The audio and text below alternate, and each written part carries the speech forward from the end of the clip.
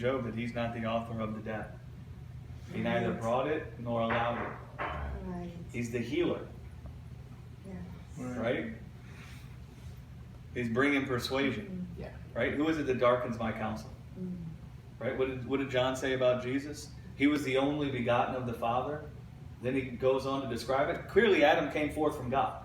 So what it means, he's the only one who's begotten of the Father. Doesn't mean that he's the only one who is the offspring of God. What that means is he's the only one who's seen the Father's heart.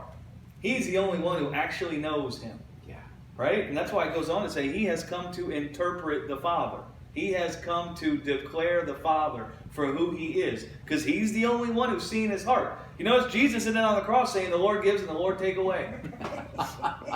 You don't see Jesus saying that on the cross, do you? Because he knew that the Father was not the one bringing the suffering.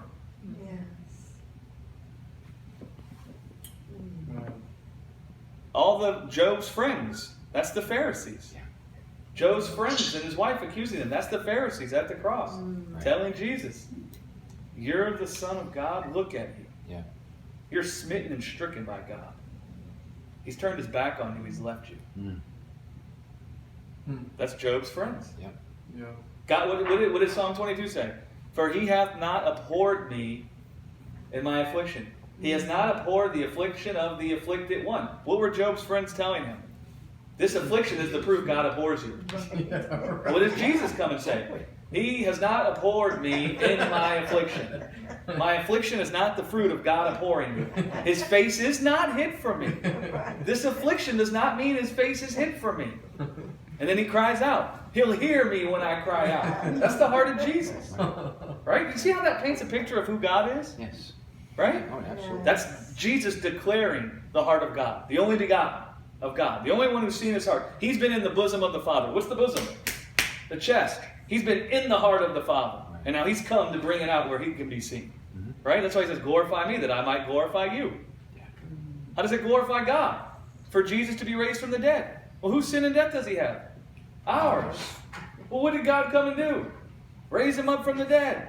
What does that tell us about how God will be with us? See how that sets the record straight about God? Yeah. So Jesus says, he starts off by talking about how he has authority over all flesh. I'm the high priest. I'm the representative of the entire human race. I'm going to take all their sin and death upon me. They're going to see themselves in my face. They're going to see me as the cursed of God, the smitten and stricken of God, the abandoned of God, the forsaken of God. They're going to see all the things they believe in their hearts about themselves in me. And they're going to attribute all of those thoughts to you, God. And then you're going to come and you're going to raise me up from the dead. And you're going to claim me as your own. And you're going to seat me at your right hand, clothed in glory and immortality. And that's going to reveal to the world the truth about your heart towards people, even when they were dead in sin. Yeah. The word glorify means to reveal something for what it is. To declare the truth about a matter. So Jesus says, come and reveal the truth about me, and that will reveal the truth about you to the world. They'll see the beauty you see in them, even when they're dead in sin, because I'll be dead in their sin. I'll be the picture of them, and you'll come and claim me as your own. And then they'll see that in the place where they were dead in their sin, you came and claimed them as your own. Right? Yeah. They'll see you never turned your back on them, that you were never ashamed of them, that you never abhorred them, that they were never orphans in the earth, but you were always there.